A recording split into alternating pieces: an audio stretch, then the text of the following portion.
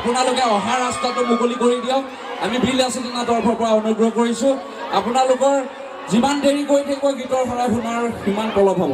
সেয়েহে আপোনালোকে শান্তি শৃংখলাবদ্ধতাৰ প্লিজ কৈছোঁ, প্লিজ একদম সভা কৰি দিয়কচোন, আগুৱাই দিয়ক।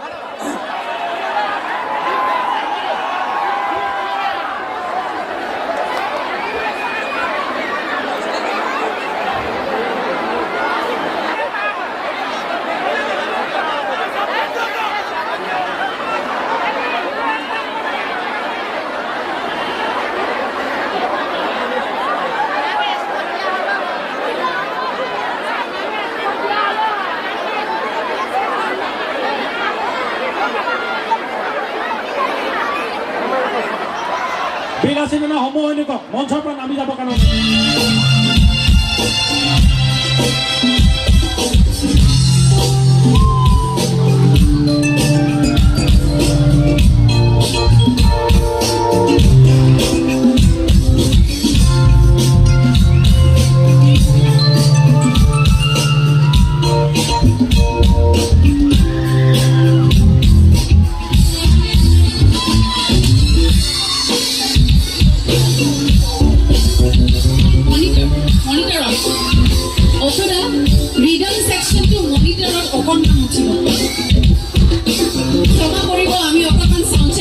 উপায় নাই আপোনালোকক ভালকৈ শুনাব লাগিব যে সেয়া আমাৰ কৰ্তব্য, সেইকাৰণেহে কৰি আছোঁ।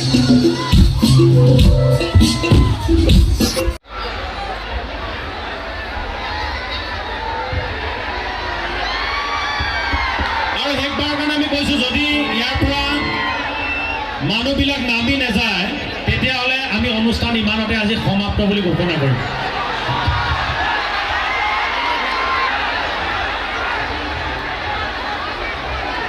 সকলোকে লখিমপুৰ জিলা সমিতিৰ বিষয়ববীয়াসকলকো তললৈ নামি যাবৰ কাৰণে অনুৰোধ জনাইছোঁ। লখিমপুৰ জিলা সমিতিৰ যিসকল বিষয়ববী আছে তেওঁলোককো তললৈ নামি যাবৰ কাৰণে অনুৰোধ জনাইছোঁ। সকলোকে তললৈ নামি যাবৰ কাৰণে অনুৰোধ জনাইছোঁ।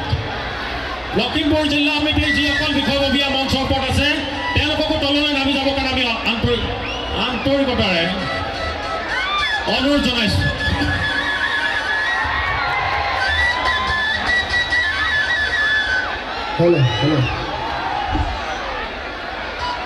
অনুষ্ঠান তেতিয়ালৈকে আৰম্ভ নহ'ব যেতিয়ালৈকে মানুহবিলাক তললৈ নামি নাযাব। আমি অনুষ্ঠান এতিয়া সামৰণি মাৰিম নহয়।